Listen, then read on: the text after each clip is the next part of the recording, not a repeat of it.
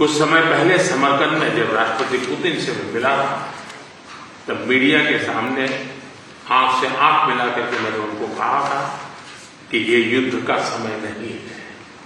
मैं पिछले दिनों रशिया की मुलाकात के लिए गया था, वहां भी मैंने साफ साफ शब्दों में अपनी बात कही है कि किसी भी समस्या का समाधान रणभूमि में कभी भी नहीं होता है। समाधान का रास्ता बातचीत से ही निकलता है, डायलॉग से निकलता है, डिप्लोमेसी से निकलता है, और हमने बिना समय गंवाए उस दिशा में आगे बढ़ना चाहिए।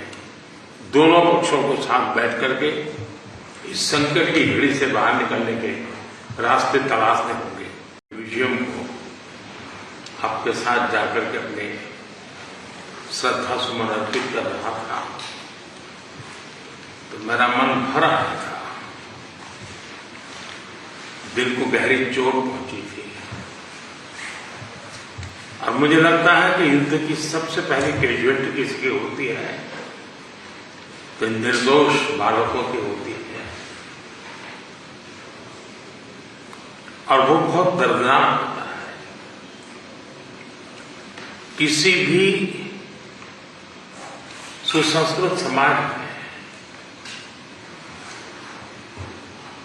जो मानवीय मूल्यों में विश्वास करते हैं उनके लिए है, और जो एक संवेदनशील व्यक्ति होते हैं उनके लिए है। इस प्रकार की घटनाएं कतई स्वीकार नहीं हो सकती हैं। दुनिया में मानवीय मूल्यों में विश्वास करने वाला कोई भी व्यक्ति इसको स्वीकार नहीं कर सकता है। एथेंस इस दर्दनाक परिस्थितियों के बीच भी आपने जिस गर्मजोश से मेरा और मेरे डेलीगेशन का स्वागत किया, इसके लिए मैं हृदय से आपका आभार व्यक्त करता हूं। एक्सेलेंसी, आज का दिवस भारत और यूक्रेन के संबंधों के लिए एक बहुत ही ऐतिहासिक दिवस है, क्योंकि भारत का प्रधानमंत्री आज पहली बार यूक्रेन की धरती पर आ रहा है। यह अपने आप में एक ऐतिहासिक घटना है। कल आपका नेशनल डे है। ये बहुत ही महत्वपूर्ण दिवस है। मेरी तरफ से 140 करोड़ भारतीयों की तरफ से मैं आपके नेशनल डे अनेक अनेक शुभकामनाएं देता हूं, और मैं कामना करता हूं शांति के लिए, सुख और समृद्धि के लिए। एक्सेलेंसी, 2021 में ग्लासगो में मिले थे, और पहली ही मुलाकात में एक गहरी मित्रता का अनुभव कर रहे थे, और तब आपने मुझे यूक्रेन आने के लिए बहुत ही आग्रह से निमंत्रण दिया था। लेकिन मैं कल्पना नहीं कर सकता हूं कि मुझे ऐसी परिस्थिति में यूक्रेन आने की नौबत आएगी। एक्सेलेंसी, हमारे द्विपक्षीय संबंधों में ऐसी विपरीत कालखंड में भी प्रगति हो रही है,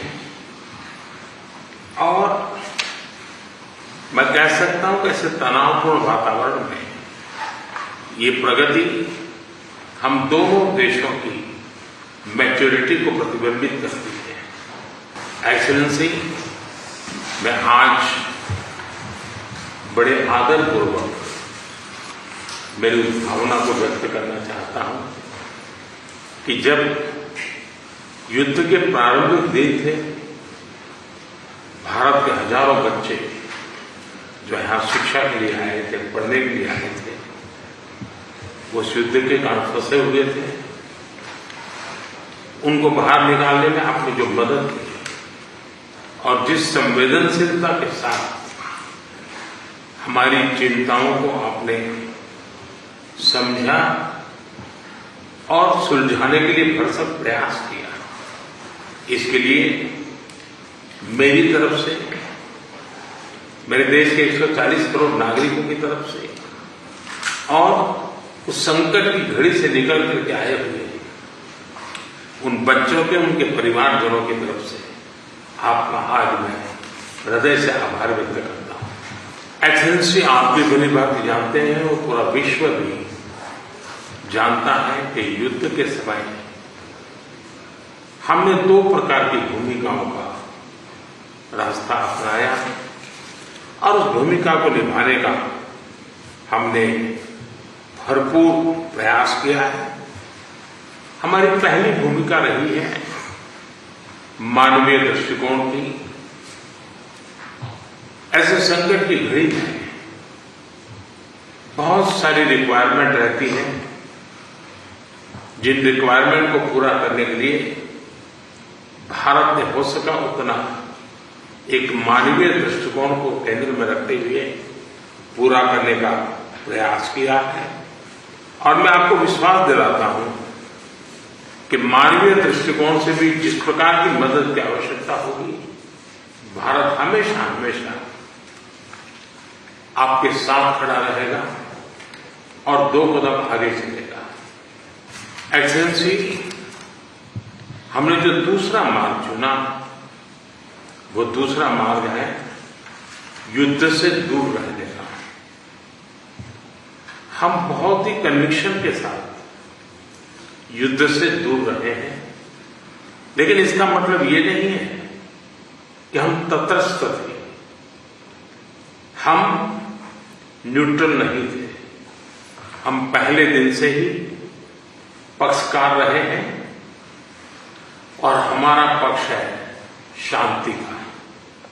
हम बुद्ध की धरती से आते हैं जहां युद्ध को कोई स्थान नहीं होता है। हम महात्मा गांधी की धरती से आते हैं जिसने पूरे विश्व को शांति का संदेश दिया है। एक्सेलेंसी, मैं आज जब यूक्रेन आया हूं तब मैं 140 करोड़ भारतीयों की भावना को लेकर के आया हूं और 140 करोड़ भारतीयों की भावना मानवता से प्रेरित है और मैं आज यूक्रेन की धरती पर शांति का संदेश लेकर के आया। एक्सेलेंसी, यहां से पहले मैंने ग्लोबल साउथ की कॉन्फ्रेंस की, करीब 120 देश के लोग थे। मैं उनकी तरफ से भी शांति का संदेश लेकर के आया। एक्सेलेंसी, आप भली भांति जानते हैं, यूक्रेन के लोग भी भली भांति जानते हैं कि शांति के हर प्रयास में भारत का सक्रिय योगदान रहा है और आप भली भांति जानते हैं कि हमारा अप्रोच पीपल सेंट्रिक रहा है और मैं आपको भी और पूरे विश्व समुदाय को विश्वास दिलाना चाहता हूं और वो भारत का कमिटमेंट है और हम स्पष्ट मानते हैं कि संप्रभुता और क्षेत्रीय अखंडता का सम्मान हमारे लिए सर्वोपरि है। हम उसका समर्थन करते हैं। कुछ समय पहले समरकंद में जब राष्ट्रपति पुतिन से मैं मिला था तब मीडिया के सामने आंख से आंख मिला करके मैंने उनको कहा था कि ये युद्ध का समय नहीं है। मैं पिछले दिनों रशिया की मुलाकात के लिए गया था। वहां भी मैंने साफ साफ शब्दों में अपनी बात कही है कि किसी भी समस्या का समाधान रणभूमि में कभी भी नहीं होता है।